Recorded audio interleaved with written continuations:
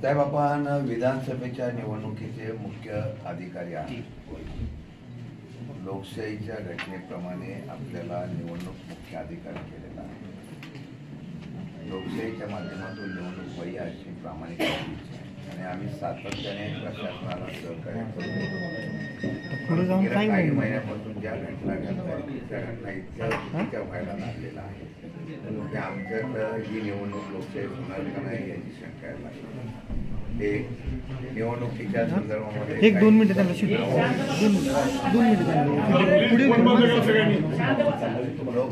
निवडणुकीच्या कालावधीमध्ये काही लोकांची नावं वगळली, मी त्याच्यावर हरकती घेतल्या, आपण हिअरिंग केली, कलेक्टरने न्याय दिला, आम्हाला त्याची पूर्णपणाने त्याचा आदर पण ठेवला. त्याच्यानंतर कलेक्टरने हिअरिंग केल्यानंतर सुद्धा त्या नावांना परत या ठिकाणी डावलण्यात आलं. आता ते डावलण्याचं कारण काय मला कळलं नाही. 150 किंवा 200 नावं आमची डावलली. कलेक्टरांच्याकडे हिअरिंग दिल्यानंतर कलेक्टरांनी ते अप्रूव्ह केलं आणि त्यांनी सांगितलं माझ्याकडे पुरावे आहेत, हे सगळं आम्हाला केलं. त्याच्यानंतर नवीन 18 वर्ष झालेली मुलं, नवीन 18 वर्ष झालेल्या मुलांच्या समोर सुद्धा महिला लग्न होऊन आलेल्या त्यांची नावं सुद्धा वगळण्यात आली. तुमच्या इथला प्रशासनाचा स्टाफ तो तुम्ही कॉन्ट्रॅक्ट बेसवर ठेवला. मी पहिलेही सांगितलं होतं, निवडणूक आयोगाचा नियम असा आहे, एखाद्या कार्यकर्त्याचा किंवा एखाद्या नातेवाईक वगैरे कोण असेल तर त्याच्याकडून ही प्रक्रिया राबवायला नव्हती पाहिजे. तिथं आहे ना तुमच्याकडे इथे जी लोक भरती केलेली आहे ती सगळी कोणत्या आमदाराच्या सांगण्यावरून कोणाची तरी भरती केलेली आहे. असं ठीक आहे, मग हे प्रशासनानं कोणी चूक केली ते मी त्या दिवशी तुम्हाला सांगलं, जिल्हाधिकाऱ्यांना सांगलं, ज्यांनी कोणी चूक केली असेल त्याच्यावर कारवाई व्हायला पाहिजे. त्या मतदानाचा अधिकार त्याचा डावलला गेला. माझ्याकडे पुरावे आहेत. आमच्या लोकांनी तशी तुम्हाला पत्र पण वकील साहेबांनी दिली होती की आमची नावं जी आहेत म्हणजे तुमच्याकडून रद्द झाली नावं 6 सेक्शन खाली आम्ही परत अपील केलं, जिल्हाधिकाऱ्याकडे अपील केलं, जिल्हाधिकाऱ्यांनी ते अपील व्हेरिंग देऊन बघितलं आणि त्यांनी तुमच्याकडे पाठवलं की हे नावं घेऊन टाका. तरी सुद्धा नावं रद्द केली. सेक्शन 6 प्रमाणे फॉर्म 6 भरला आणि त्या 6 प्रमाणे नवीन 18 वर्षाची आणि नवीन लग्न झालेली मुली आलेल्या आहेत त्यांची सुद्धा नावं रद्द करण्यात पुरावा दिला होता. आता शेवटच्या क्षणात यादी झाल्यानंतर ती परत आम्हाला कोर्टात जावं लागलं. कोर्टात जाईपर्यंत त्यांचा अधिकार तर गेला. हा पुढचा भाग झाला. आता हाही एक गोष्ट झाली, सर्रासपणाने कायद्याचं उल्लंघन घेऊन काम चालू आहे. परवाच्या दिवशी कोरेगावमध्ये तुम्हाला मी फोन केला, बल्लाळ साहेबांना फोन केला, काही लोक पैसे वाटत आता सुद्धा वाटवाय. सगळ्या गावागावामध्ये प्रचंड पैशामध्ये रेंज रोवर फिरते, काय फिरते, सगळं मला सगळं माहिती आहे. मी वाटून द्या, मी काही तक्रार करत नाही. काही पोलीस डिपार्टमेंट असो काय असो, मी तुम्हाला त्यावेळेला सांगितलं होतं की केंद्रीय राखीव दलाचे जर पोलीस त्याचं प्रोटेक्शन देत असतील तर कसली लोकशाही आम्ही मागेल.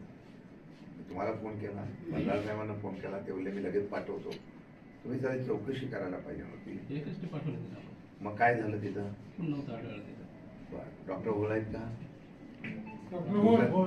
त्या तिकडचे कार्यकर्ते होते. किशोर नाना कुठे? किशोर नाना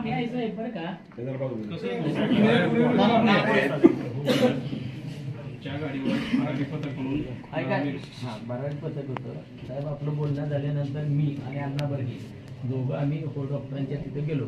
त्यावेळेला त्या ठिकाणी ॲडव्होकेट मुतकर वकील आहेत त्यांच्या तिथं ते काय जे चाललं होतं पैसे वाटप वगैरे त्यांचे 20-25 कार्यकर्ते होते. त्या ठिकाणी भराड पथक आलं, पण भराडी पथक एका बाजूला तिथं उभं करून ते 2 माणसं असताना त्यांनी तिथं कुठेही हस्तक्षेप केलेला मला माझ्या निदर्शनास आला. त्यांनी तिथनं ती माणसं पांगवायला पाहिजे होती, परंतु एकालाही पांगवलं नाही. हाय अशी ती तिथं उभी होते. ते कोण होते त्यांना इथं जरी आता तुम्ही बोलवलं तर त्यांना मी सांगेन, मी त्यांना विचारलं, ते हिंदीमध्ये बोलत होते, तुम्हाला कोणी पाठवलं? उधर से लाए, ऐसा है, क्यों खड़ा है, ये देखने के लिए, तो आदमी को क्यों नाही बघाता. तो ते तसेच उभे राहिले होते. त्यांनी काहीही तिथं केलं नाही. समोर 20-25 जण होती.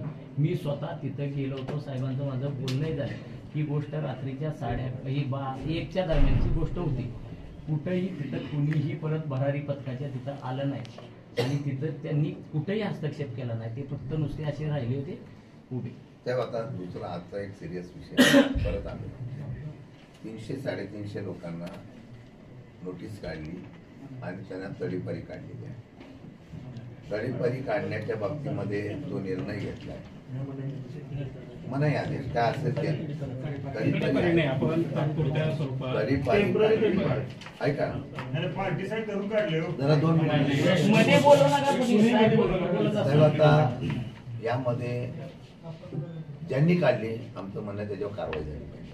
मग कोण पोलीस प्रशासनाने काढली ती व्हेरीफाय करून आम्हाला न्याय मिळाला पाहिजे तरच इथून आम्ही हलणार आहे. ऐका 2 मिनिटं ऐका.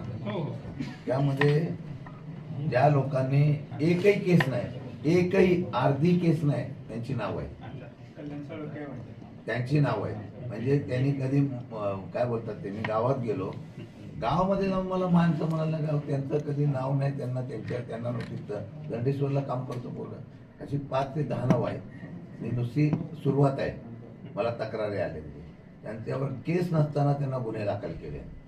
मी एसपींना फोन केला, मी डिपार्टमेंटला बल्लाळ साहेबांना फोन केला आणि ते फोन करताना असं सांगितलं त्यांनी मला की निवडणूक आयोगाच्या आदेशाप्रमाणे 10 वर्षापूर्वीची ज्यांचे गुन्हे दाखल आहे, दारू विक्री, अवैध धंदे, खून, मारामाऱ्या, त्या लोकांना सगळ्यांना नोटिसा करा असं सांगितलं.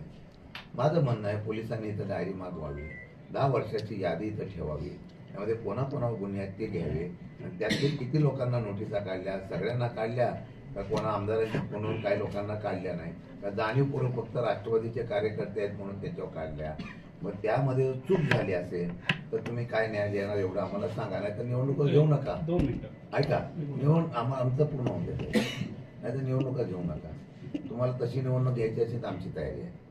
मग तुम्ही निवडणूक बाजूला ठेवा, आम्ही आमच्या पद्धतीने निवडणूक करतो.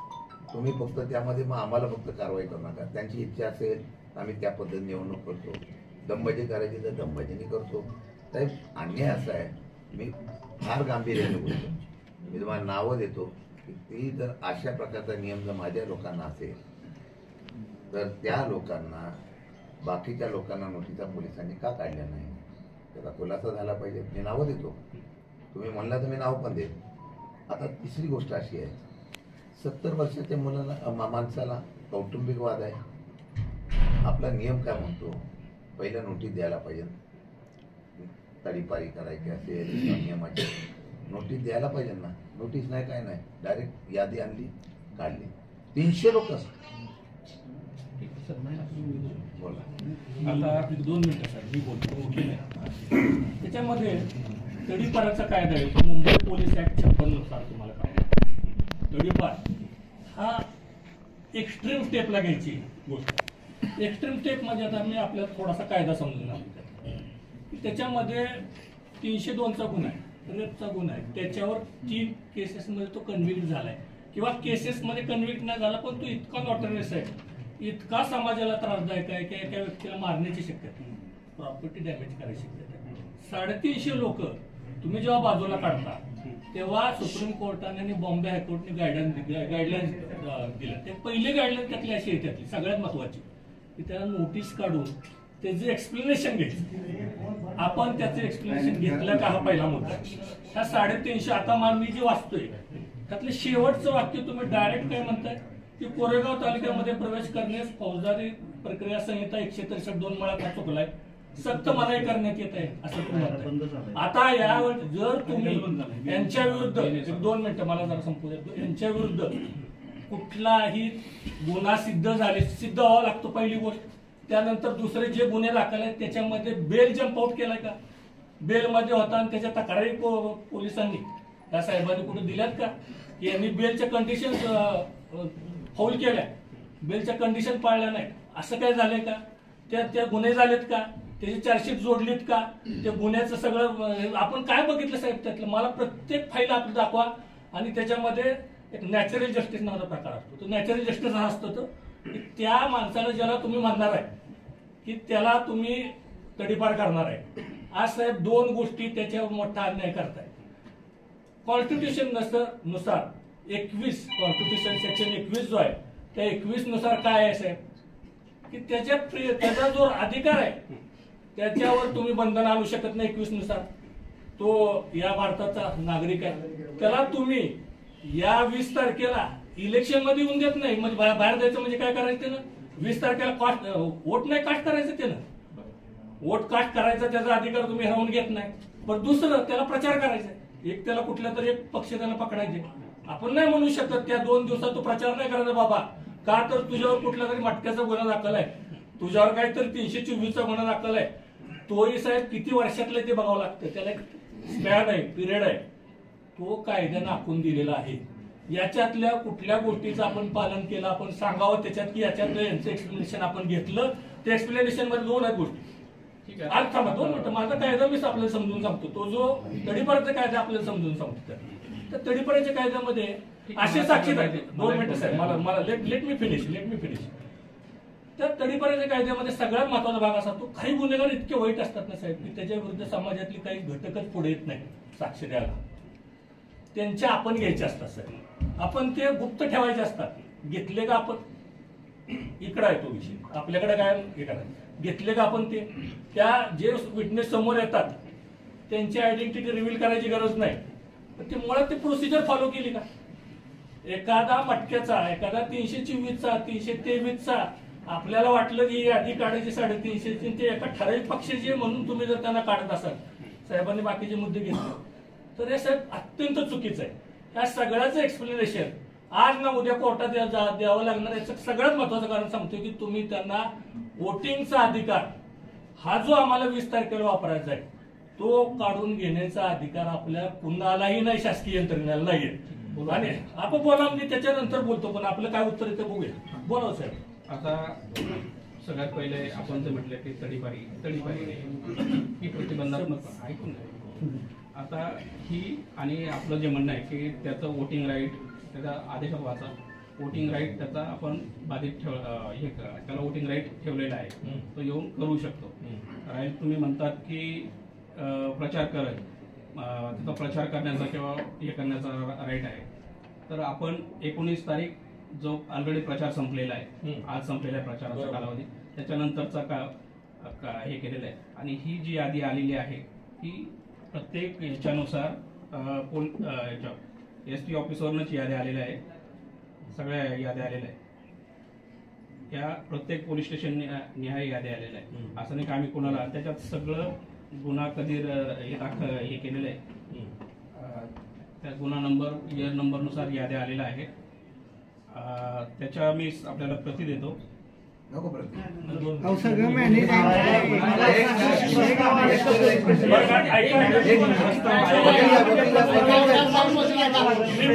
एक मिनिट माझा म्हणणं, एक मिनिट मला तुम्ही यादी आली ना, त्याला एक आपण नाव एक टेस्ट करायला नाव कल्याण उर्फ किरण भागवंत साळुंखे. काय गुन्हा कल्याण पोलीस स्टेशन कोरेगाव त्याचा गुन्हा फक्त दाखवत आहे, बाकी कुणीही बोलू नका अजिबात. किती नंबरला आहे? तुमचा आदेश आहे. गुन्ह्याचा नंबर बघा. गुन्ह्याचा नंबर 175/2021 ते दाखवलं. 175/2021 आणि 149/2024 महाराष्ट्र. किती म्हटले? 175/21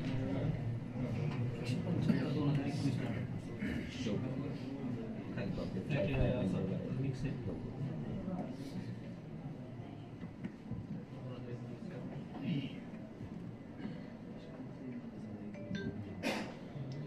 आणि दुसरा प्रश्न माझा असायचा आहे बोला. की पोलीस स्टेशनने गेल्या जे काढले 10 वर्षाचा रेकॉर्ड, 10 वर्षाचा रेकॉर्ड तुमच्याकडे द्यावं आणि त्यामध्ये सगळीच नावं घेतली का ती बघा. ते बी आपण बसून व्हेरीफाय करावं लागेल. आता इकडे एवढी एक मिनिट मला बोलू द्या साहेब. 163(2) नुसार आपण प्रतिबंधात्मक कारवाई म्हणताय. शेवटची वाक्य जी आहेत ही आपण तडीपारची वाक्य आहेत. का घातली मग याचं उत्तर द्या आम्हाला. एक वाक्य वाचतो फक्त वाचावं. 2 मिनिटं शेवटचं वाक्य वकील साहेबांना बोलू दे, वाक्यामध्ये कशाला बोलताय तुम्ही? 2 मिनिटं वकील साहेब बोलू नका. बरं का थांबायचे. तुम्ही असं काय करता? शेवटचं बघा तुम्ही.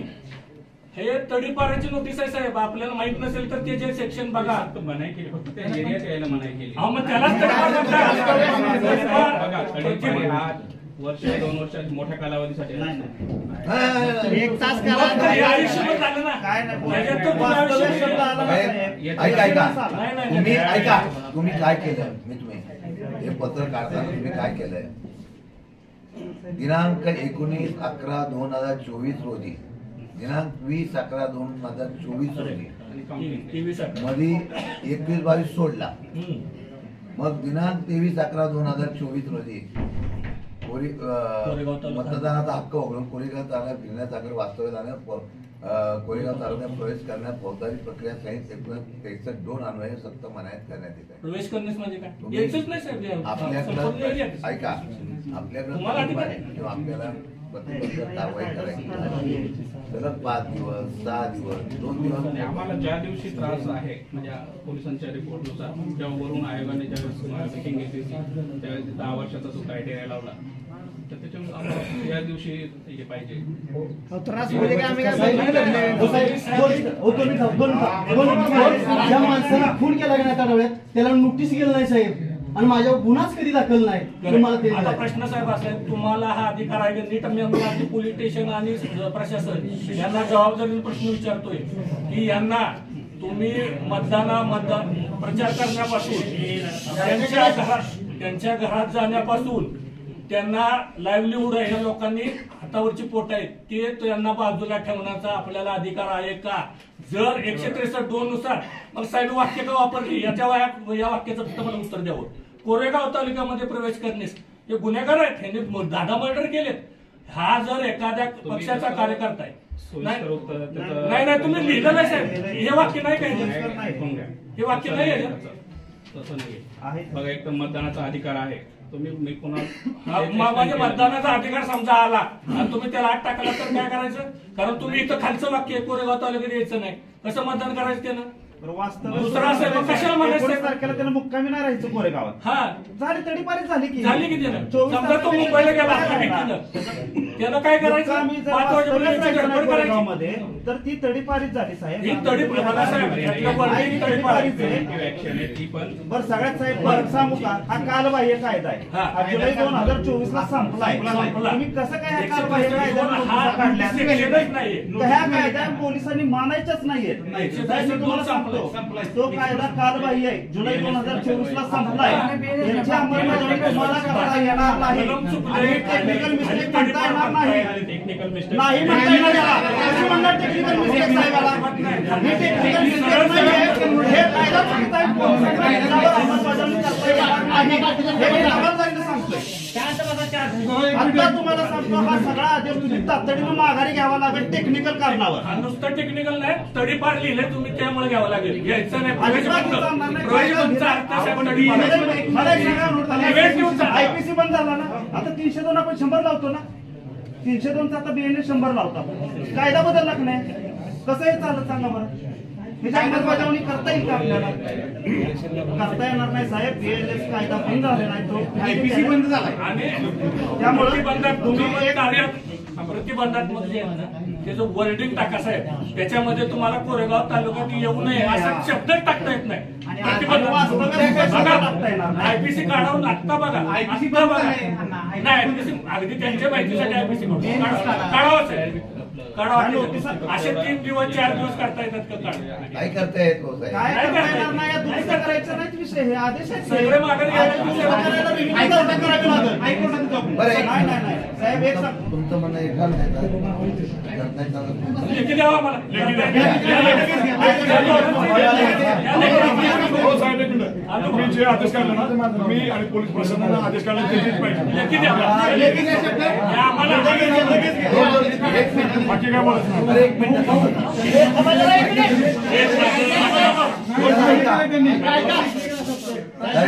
एक मिनिट आम्ही इथं बसून जातो 12 वाजून दे 1 वाजून दे आम्हाला यादी 10 वर्षाची यांनी तुमच्या समोर आणून द्यावी. बरोबर.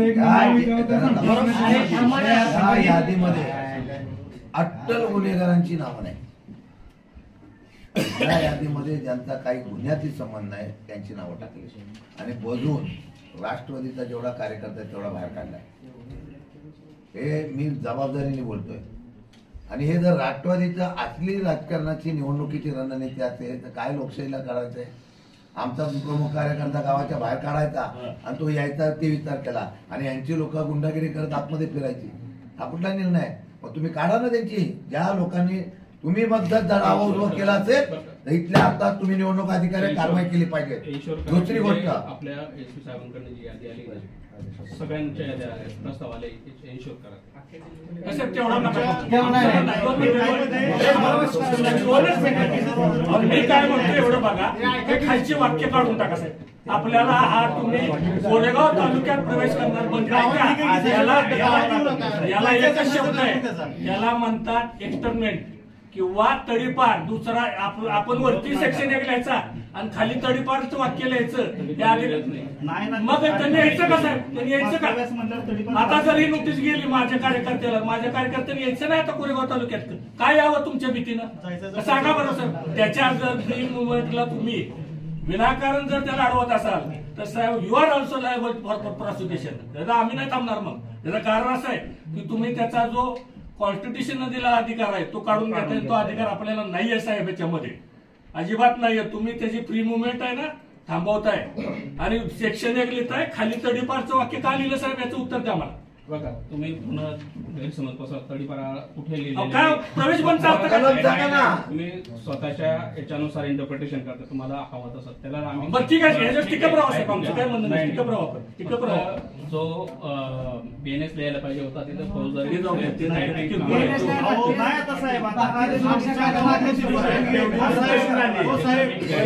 आमच्या गावाला दीपक लांडगे त्याच्यावरचे केसेस सगळ्यांनी झाल्यात. त्याला परत असली नोटीस पाठवली. तो गेल्या वेळेला महेश शिंदेच्या गटात होता तेव्हा त्याला काढली ना. त्याला आता नोटीस काढली. आमच्या नोटीस काढताय त्याला. आमच्या समोर यादी असते आम्हाला काय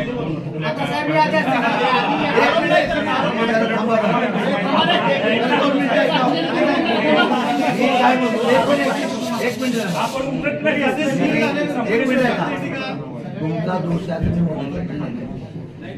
तुमचा ऐका. तुमचा ठीक आहे. तुमच्याकडं यादी कोणी पाठवली.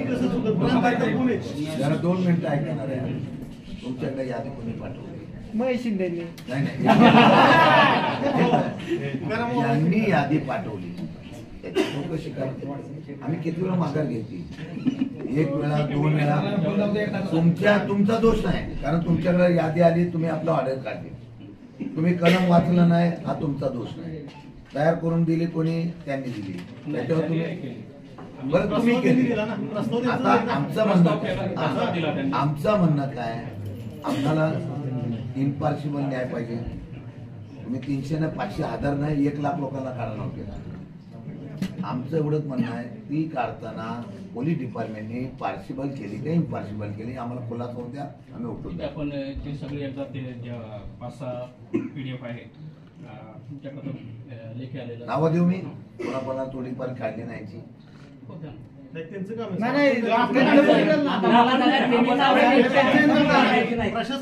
साहेब नावं देता म्हणले की तुम्ही सहज म्हणताय की योग्य आहे. फक्त सांगा. नाही हो बरं का साहेब. माझ्याकडे जेवढी प्राण साहेब आता रेवडीचं प्रकरण आहे. त्या रेवडीच्या जर तुम्ही शशिकांत सुभेदार आवारे एकाला नोटीस काढले. आता त्याच्याबद्दल जर गुन्हा बघितला तर त्यामध्ये साधारण 9 ते 10 रुपये.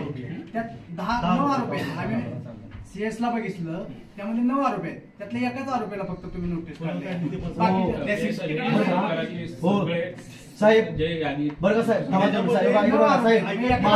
माझा गुन्हा दाखल नाही. माझ्या कशा कुठल्याच माझा जर आत्महत्या निर्णय नाही झाला तर मी आता टीव्ही पुढे मी संध्याकाळला आत्महत्या करणार आहे. थांबा, तुम्हाला गरज नाही त्याची. आपण बरं का कायदेशीर मार्गाने साहेबांना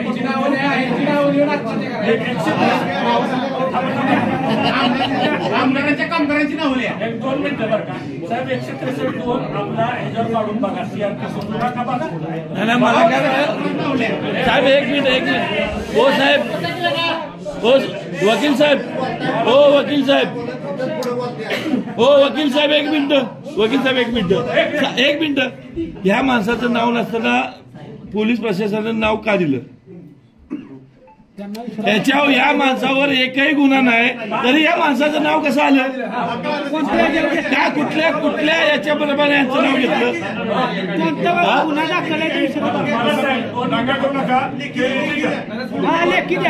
मला फक्त एक मुद्दा हो साहेब तुम्ही राष्ट्रवादी आणि धनुष्यबाण असं हे केलंय का? तसंच केलंय. नाही माझा आरोप आहे तुमच्यावर आणि लाईव्ह बोलतो मी. तुम्ही असं केलंय का? नाही असं केलं असलं सांगा ना. 2 मिनिटं मला कायदेशीर मुद्दा 163(2) आपण CRPC जुना कायदा काढू 1973चा साहेब टाका तेवढा टाका ना साहेब. मी कशासाठी म्हणतोय ही जी तडीपारची नोटीस आहे आपण 163(2) वाचून दाखवतो आपल्याला. 2 मिनिट साहेब आपला 2 मिनिटं. आता तो जो 1973चा कायदा आहे states that no police officer or other person authority can prevent a person from making a statement during an investigation if the statement is made of their own free will. This subsection also states that no caution or other means ते बघतच नाही तुमच्यावर, तुम्ही कसं बोलता? याच्याशी घेणं देणं नाही ना. एका तासात माघारी घेतील त्यांनी त्यांच्या साहेब वकीलच्या पुढे बोलतात म्हणजे आम्ही येडी म्हणून थांबलोय का? आणि माझी नोटीस नाही बरोबर आहे. पुढे बघा ना. 2 मिनिटं तुमचं आरोपीला तेव्हा तुम्ही तिथं उभं करणार आरोपीचं लक्ष नसतं. पोलीस प्रशासन कसं करतं मला सांगा ना. आम्हालाही समजतं ते मग सांगताय काढा ना. काय ऐका बघा त्याच्यात तुमचं हा सेक्शन आणि यात लिहिलेलं वाक्य नवीन बघा. नवीन सेक्शन बघा, जुना बघा. ऐका, मुख्य निवडणूक अधिकारी या मतदारसंघात मागे सुद्धा 8,500 मतावर त्यांनी हरकत घेतली. बरोबर आहे, साधी गोष्ट. नंतर तुम्हीच ते ऑब्जेक्शन चुकीचं आहे म्हणून निदर्शनात आलं. ते ऑब्जेक्शन चुकीचं आल्यानंतर निदर्शनात आल्यानंतर तुम्ही व्हेरीफाय केलं. व्हेरीफाय केल्यानंतर तुम्हाला कळून आलं की इथं चुकीचं दिलेलं आहे. ज्या ब्युरो जे कोणी कर्मचारी तुम्ही लावले होते कामाला हे मतदार यादी व्हेरीफाय करायला त्या लोकांनी कारवाई केली का?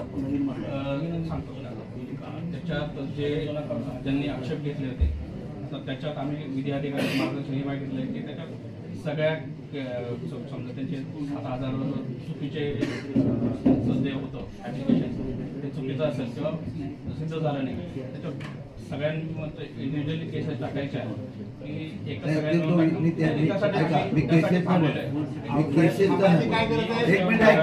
गुन्हा दाखल करणार. मी काय म्हणतो एक मिनिट भाऊ. मी काय म्हणालो, जे बीओलो होते, जे कर्मचारी होते, ज्यांनी रिपोर्टिंग तुमच्याकडे चुकीचा दिला त्यांच्यावर कारवाई काय केली? फिर्यादीवर मी बाजूला ठेवतो. ती प्रशासनाची कारवाई तुमच्या अंडर आहे ना.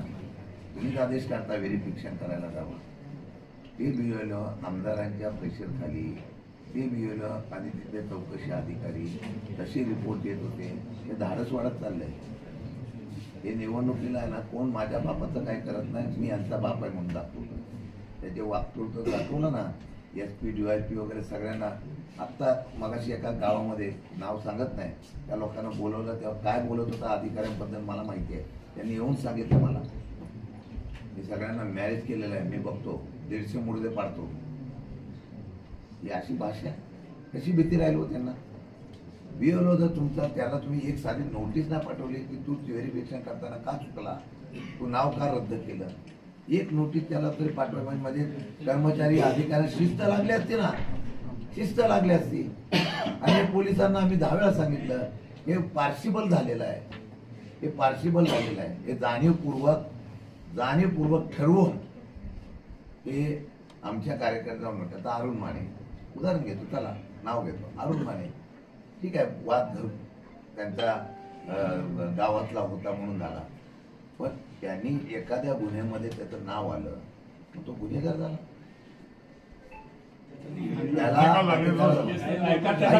दोन मिनिटं गुन्हेगार झाला.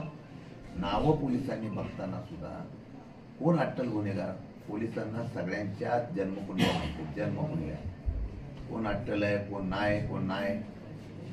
मग ते व्हेरिफिकेशन करताना, ती यादी करताना पोलिसांनी ती तरी बघायला पाहिजे. ज्या लोकांचा अपघाताने एखादा गुन्हा झाला ना तर त्याला मी समजू शकतो, तुम्ही त्याचं नाव बाजूला ठेवलं, त्या अरुण मानेला तुम्ही तडीपारी काढली. तडीपारी म्हणजे तुम्ही म्हणता 4 दिवस घ्यायचं नाही, बरोबर आहे. 4 दिवसाची 70-80 वर्षाच्या म्हाताऱ्याला तुम्ही मग आमचं म्हणणं काय आहे, आम्हाला तुम्ही न्याय देताय ना. पोलिसांनी जर इम्पॉसिबल केलं नसेल, ते राजकीय झालं असेल तर मुख्य निवडणूक आयोग म्हणून काय कारवाई पोलिसांवर करणार एवढंच सांगा, मग आम्ही. आता काय झालं सर, सगळे याद्या आहेत पूर्ण आलेल्या, त्याच्यात गुन्हा कधी झाला ते सगळं आहे. या सगळ्या मी दोन्ही पोलीस स्टेशन आहे त्यांना व्हेरीफाय करावं लागतं. त्यांनी जर त्याच्यात आढळून आलं की काही लोकांना गाळ रेकॉर्डिंग चेक करा.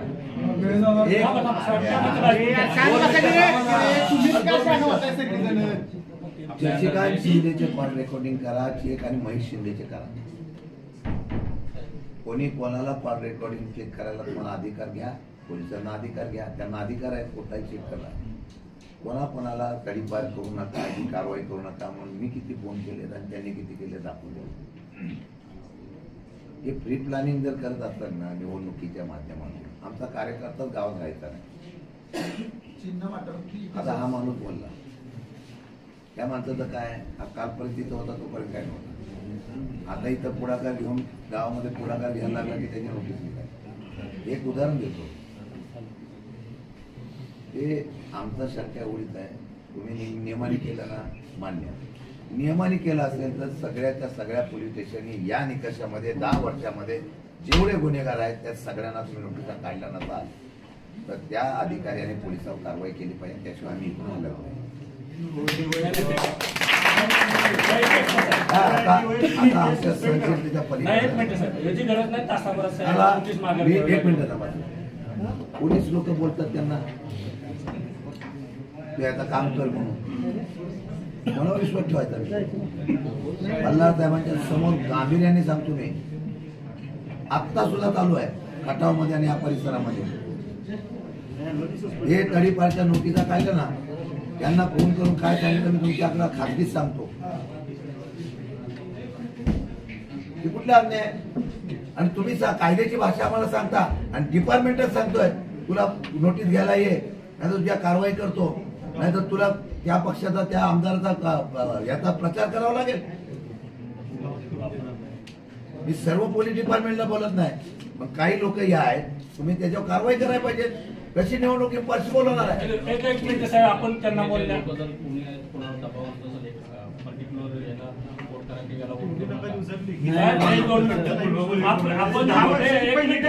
5 मिनिटं बोलू द्या, मध्ये कोणी बोलू नका. फौजदारी प्रक्रिया संहिता कलम म्हणजे CRPC कलम 163(2) प्रमाणे मनाई आदेश आपण दिला. आपलं म्हणणं प्रिव्हेंटिव्ह आहे. तो 1973चा जुना कायदा आपण ह्याच्यावर टाकावा, मग आम्ही देतो, द्यावं त्यांना. त्याच्यामध्ये हे अधिकार आपल्याला नाही आहेत साहेब, मुळात 163 सेक्शन 2 खाली नाही आहेत. पहिला.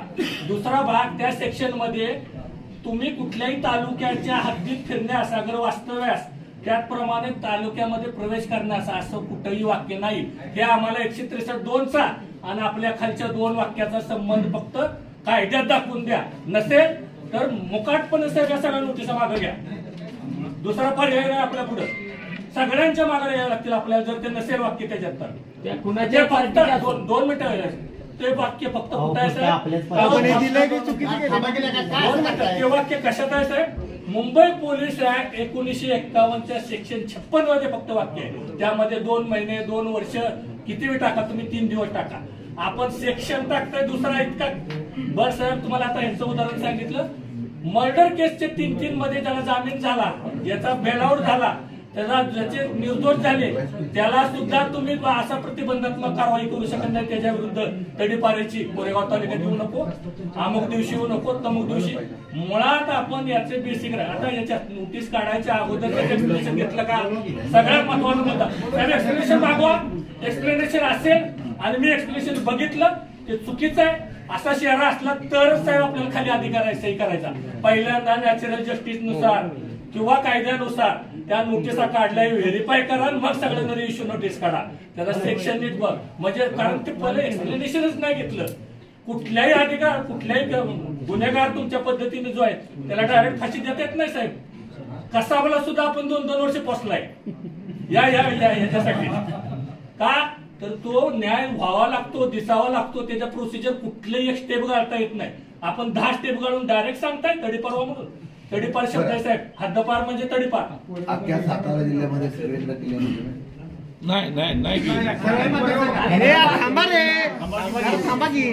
हा नियम सातारा जिल्ह्यात सगळीकडे लावला का?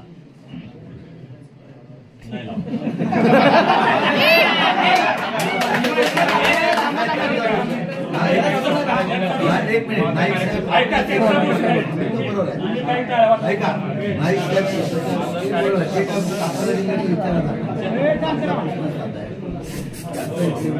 सातारा जिल्ह्यामध्ये सगळीकडे इतक्या मोठ्या प्रमाणात झाला काय?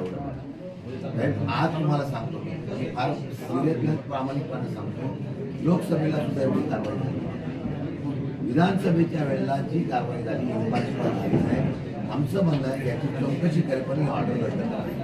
हा जर त्याच्यामध्ये आम्ही मानलेल्या मुद्द्यामध्ये चौकशीमध्ये आमच्याकडे काही तफावत चूक झाली तर आमच्यावर कारवाई आमच्यावर कारवाई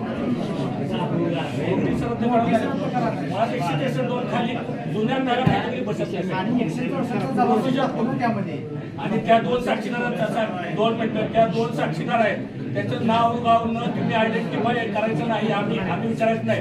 त्याचा उलट तपास घ्यायचा अधिकार आहे साहेब यांच्यासारख्या माणसांना. आपण कायदा समजून घ्या. जो यांच्या विरुद्ध साक्षी देतो काय केली प्रोसिजर डायरेक्ट पत्र आणि ते बी तडीपारीचं असं नाही साहेब. इतका अन्याय नका करू. आम्ही लोकशाहीला इथं निवडणूक लढवतोय. आम्हाला मतदान करून आमच्या विचाराचा आमदार निवडून आणायचे. त्याच्यामध्ये असले विनाकारण अडथळे कुणाच्या तरी सांगण्यावर आणू नका अशी आमची नम्र विनंती. अदरवाईज काय होणार साहेब हे प्रकरण फार गाजणार वरपर्यंत जाणार. आपण प्रोसिजरच चुकीची केलेली आहे. मुळात ज्यांना चिकण्यापेक्षा ज्यांना तडीपार करण्याची किंवा प्रतिबंधात्मक कारवाई करण्याची सुद्धा आवश्यकता नाही अशा माणसांना डायरेक्ट तुम्ही हातात देताय. केव्हा तुम्ही त्यांना नोटीस पाठवल्या, केव्हा एक्सप्लेनेशन घेतलं, केव्हा त्यांचे जबाब घेतले, केव्हा त्यांना वकिलीची संधी दिली, केव्हा आपल्या पुढे हे जे आहे ना हे साहेब अगोदर व्हायला पाहिजे होतं. हे सगळं होऊन मग त्याला 5 दिवसाचा 8 दिवसाची मध्ये गॅप असतो. 8 दिवसात उत्तर द्या. तुम्ही डायरेक्ट सांगताय तडीपारचं. कुठली पद्धत काढली की साहेब आपल्याला माघारीच घ्यावं लागेल, दुसरा पर्याय नाही. त्या पर्यायच नाही त्याच्यामध्ये एकच पर्याय. माघार घ्यायचा विषय नाही झालं काय विचारा की माघार घ्यायचा कुठला काढला पुढे 350 लोक घडतंय काय दरवेळेस घडतं असं कसं काय साहेब? एक मिनिट भाऊ एकच मिनिट साहेब तुमची शांत भूमिका आहे त्यामुळे सगळं घडतं. हो ऐका साहेबांनी तर 5-7 तास फॉर्म व्हावं मतदारसंघ मोकळा व्हावा डिपार्टमेंटने प्रिटलँड केलं बाकी काही नाही. मी काय म्हणतो एक मिनिट तुम्ही नव्हता कोणाला नाटक करायची ना कोणाला तरी बरं करू देतील.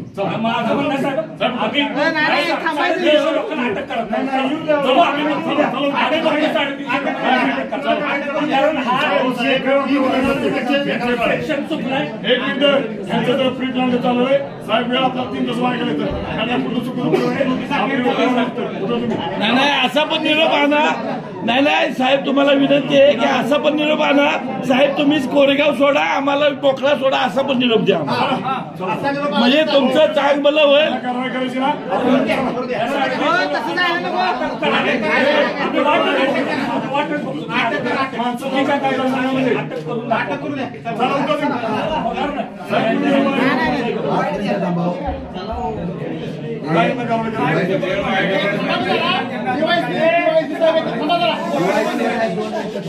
कसं काय आम्ही एक मिनिट आमचं ऐकायला आम्ही आमचे मुद्दे त्या उपरोक्त कायदेशीर मुद्दे मांडले, तुम्ही आम्हाला लेखी द्या. या कायद्यान्वये आम्ही ही काढलेली नोटीस बरोबर आहे लेखी द्या. त्याप्रमाणे केलेली कारवाई होईल. बरोबर. आम्ही उद्या आम्ही त्यांना चॅलेंज करू. आम्हाला त्यामध्ये सेक्शन बरोबर आहे, इन्क्वायरी बरोबर केली, त्यांना चान्स दिला गेला होता आणि आम्ही जो दिलेला आदेश बरोबर आहे.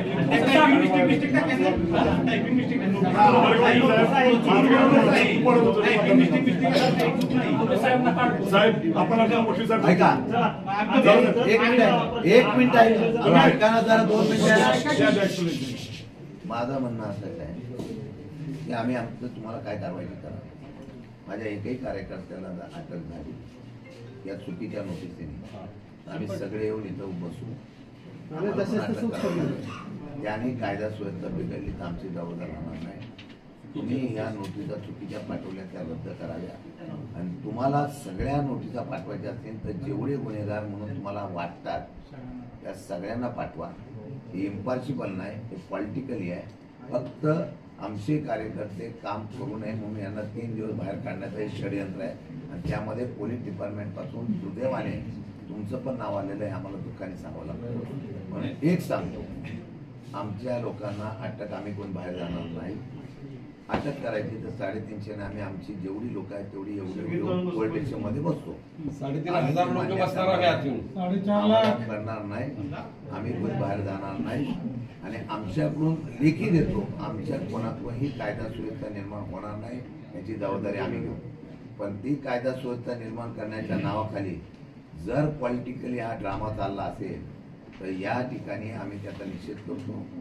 तुम्हाला जे लेखी द्यायचं ते आम्हाला लेखी द्या. आम्ही कोर्टात त्याला चॅलेंज करू. कोर्टात चॅलेंज केल्यानंतर आम्हाला काय न्याय घ्यायचा तो घेऊ. पण आम्हाला ही चुकीची नोटीस असल्यामुळे पोलीस दमबाजी देत आहेत. नोटीस घे नाही तर तुला बघतो, नाही तर तुझ्या गुन्हा दाखल करतो. दमबाजी चालू आहे सगळीकडे. तर माझं म्हणणं आहे की ही नोटीस आम्ही स्वीकारत नाही. तुम्हाला योग्य वाटलं तर तुम्ही कारवाई करा. आमच्या लोकांवर कारवाई केली तर परत आम्ही इथे ठाण एक काम करा, 350 पैकी कुणीही कोरेगाव तालुक्याच्या बाहेर जाऊ नका. ही चुकीची नोटीस आहे. नोटीस अजिबात काळजी करू नका. त्यांना घेऊ द्या. साहेब तुम्ही चला. साहेब तसं नको जायला. ऐका ऐका साहेब, लेखी घ्या असं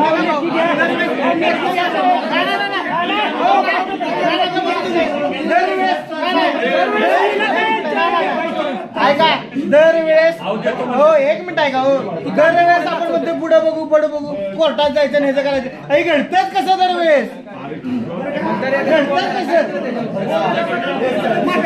काय दिलं त्याला आपण लिखी द्या. त्याला आपण लिखी द्या. मी आता तुम्हाला बोलतोय करणार आहे. मी खरोखर आत्महत्या करणार आहे त्यांना सांगा. हे ऐकाय ऐका एक मिनिट ऐका. आपण मला काय म्हणायचं ते म्हणा. आपण प्रांताचा आदर मोठ्या निवडणूक आयोगाचा आम्ही आदर ठेवतो. ऐका मुख्य ऐका 2 मिनिटं राहू 2 मिनिट. मुख्य निवडणूक आयोगाचा आम्ही आदर ठेवतो. आमची लोकशाही तुम्ही जिवंत ठेवाल अशी अपेक्षा व्यक्त करतो. आम्ही कोणी बाहेर जाणार नाही. कायद्याने तुम्हाला लेखी द्यायचं लेखी द्या. जर तांत्रिक मुद्द्यावर ही चुकीची नोटीस असेल तर रद्द करावी अशी आमची मागणी आहे. आणि दुसरं नसेल तर आम्ही इथं कोणी जाणार नाही. पोलिसांनी कारवाई करावी. पुढे होणार परिणामाला आम्ही त्याला समोर जायचं.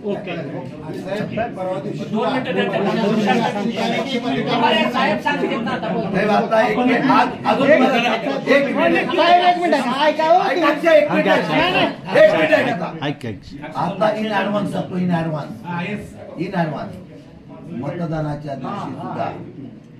मतदानाच्या दिवशी सुद्धा आमचा पोलीस प्रशासनावर विश्वास नाही. आतमध्ये सरळ सरळ कार्यकर्ते त्याचे येतात. 100 मीटरच्या आत कोण गेलं नाही पाहिजे. त्याच्यानंतर प्रचाराला आत कोण गेलं नाही पाहिजे. पोलिंग एजंट कोण ठेवला नाही पाहिजे. आणि कारवाई करताना टेबल किंवा हे करताना फक्त आमच्या कारवाई पोलीस आणि आमच्या लोक कारवाई करू नये, लाठीचार्ज करू नये. याला तर सगळ्यांना न्याय समान द्यावा. मागच्या लोकसभेच्या विधानसभेचा अनुभव असा आहे. तुम्हाला मी कॅमेरा आता ऍडव्हान्स सांगतो. त्याच्या घटना घडल्या तर तुम्हाला मी जाब विचारेन. तशा पद्धतीचं तुम्ही इम्प्लिमेंटेशन करताना स्ट्रिक्टली सांगा. पोलिसांनी करताना कारवाई सर्वांना समान करावी आणि तशा प्रकारची कारवाई झाली. आज ऍडव्हान्स का सांगतो, हे होणार आहे. हे होणार आमची लोक टेबलवर दिसली की त्यांना दांडकी मारून सांगणार तुम्ही बाहेर जावा आणि त्यांच्या माणसांना म्हणणार तुम्ही आरामात काम करा. का तर गर्दी आमच्या टेबलवर असली की माणसामध्ये होऊ नये म्हणून त्याची कारवाई केली जाईल. आमचं म्हणणं आहे की नियम सर्वांना सारखा द्यावा. जर नसेल द्यायचा तर कायदा सुव्यवस्था बिघडायची आमची तयारी आहे. याचा निर्णय तुम्ही घ्या. साहेब वेळ निघून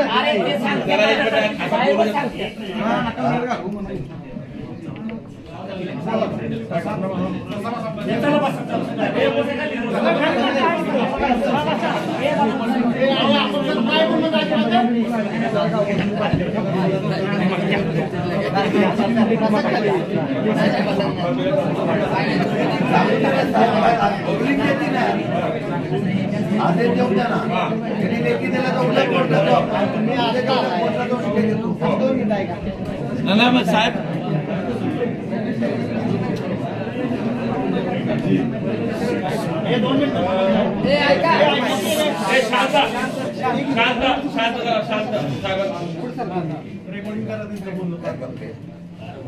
इलेक्शन कमिशन हे फ्री फेअर इम्पार्शियल इलेक्शन घेण्यासाठीच असतं आणि त्याचाच भाग म्हणून ते फ्री व्हावं फेअर व्हावं म्हणून काही प्रिव्हेंटिव्ह ॲक्शन प्रत्येक इलेक्शनच्या अगोदर घेत असतात.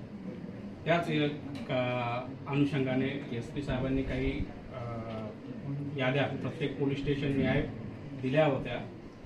पोलीस स्टेशनने त्यांचे प्रस्ताव तयार करून त्या कायद्याखाली माझ्याकडे पाठवण्यात आले होते. मात्र आता साहेबांनी काही मुद्दे मांडले, काही वकील साहेबांनी काही त्यातल्या टेक्निकल बाजू समजावून सांगितल्या. तर आमची अशी धारणा आहे की थोडंसं त्यात टेक्निकली हे झालेलं आहे. तर याचा पुनर्विचार आम्हाला करणं आवश्यक वाटतं. तर हे जे मी मागच्या 2-3 दिवसापासून जे आदेश दिले होते त्याला मी स्थगिती देतो. आता पुनरावृत्तीचा काढायची असेल तर ती एक्सप्लेनेशन घेतल्याशिवाय आपल्याला ती ऑर्डर पास करा. त्याला 8 दिवसाची मुदत द्यावी लागते. 8 दिवसाची मुदत द्यावी लागते एक्सप्लेनेशनला. नाहीतर हे 20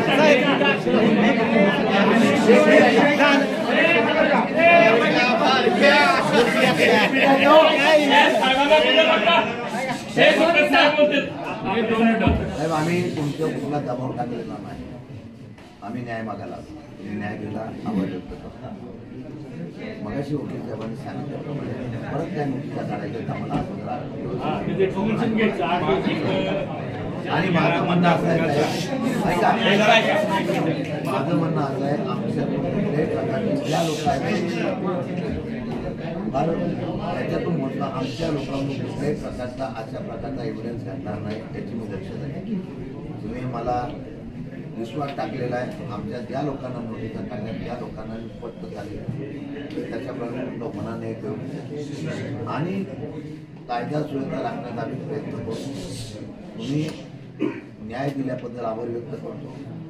फक्त एवढीच अपेक्षा व्यक्त करतो की याच्या पुढचे कुठल्याही कारवाया त्या राजकीय दबावाखाली होऊ नये एवढीच आमची विनंती आहे. धन्यवाद.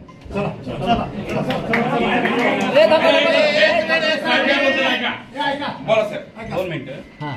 आम्ही पण एक आम्हाला आपल्याला सर्वांना आश्वस्त करू इच्छितो की आम्ही ज्या काही इलेक्शनच्या कारवाई आहे इलेक्शनची प्रोसेस आहे ती फ्री फेअर इम्पार्शियली आम्ही करणार आहोत. जिथं कुठं आपल्याला वाटतं आम्ही तर बाहेरच्या जिल्ह्यातून आलेलो आम्ही काय आपल्याला कोणालाच ओळखत नाही. फक्त वकील साहेब 2-4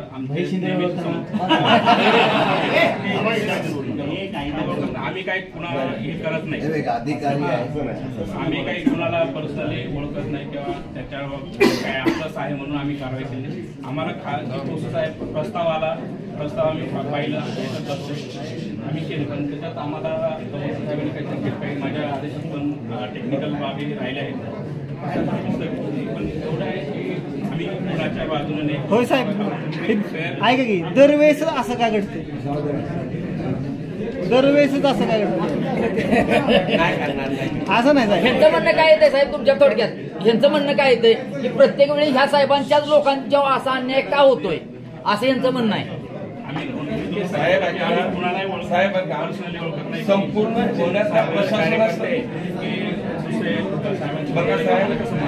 साहेब या महाराष्ट्रामध्ये प्रशासनाला सर्वात जास्त चांगलं सहकार्य करणारे कोण व्यक्ती असेल तर आमचे शशिकांत शिंदे साहेब आहेत. आणि हे तुम्ही उत्तर प्रशासन एकत्र असताना सुद्धा तुम्हाला सांगतो. साहेबांच्या हातनं आणि साहेबांची सुद्धा सगळी ताकद कार्यकर्त्यांना सुद्धा असते की प्रशासनाच्या बाबतीत किंवा चुकीचं वागायचं नाही. धन्यवाद.